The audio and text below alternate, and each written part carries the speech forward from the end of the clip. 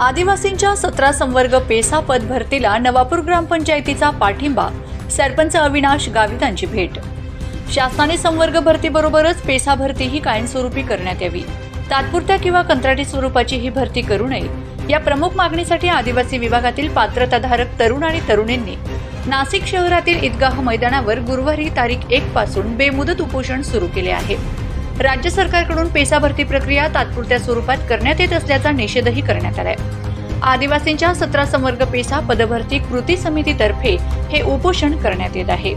शासनाच्या सरळ सेवेतून भरल्या जाणाऱ्या 17 संवर्गातील काही संवर्गांच्या परीक्षा झाल्या असून काही प्रलंबित आहेत। सर्वोच्च न्यायालयाच्या आदेशानुसार स्थगिती दिल्याने या पदभरतीची पुढील कार्यवाही स्थगित केलेली आहे। मात्र न्यायालयाने कोणतीही स्थगिती दिलेली नाही व नियुक्ती देऊ नका असे कुठे म्हटलेले नाही। न्यायालयाच्या आदेशाचा चुकीचा अर्थ लावत पेसा क्षेत्रातील पदभरती थांबविण्यात आल्याचा दावाही करण्यात आलाय।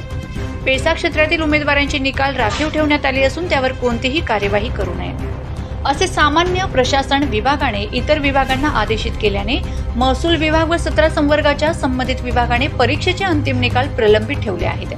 त्यामुळे इतर सामाजिक प्रवर्गाला नियुक्त्या मिळत आहेत, केवळ पेसा क्षेत्रातील आदिवासी उमेदवार डावलले जात आहेत।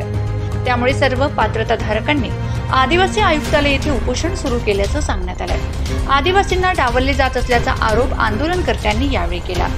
पेसा भरती झालीच पाहिजे या मागणीसाठी आदिवासी बांधवात आक्रमक झालेत। नवापूर तालुक्यातील अनेक ग्रामपंचायतीचा पाठिंबा मिळत असून खांडबारा ग्रामपंचायतीचे सरपंच अविनाश गावित यांनी देखील नाशिक येथे जाऊन आंदोलनकर्त्यांची भेट घेतली।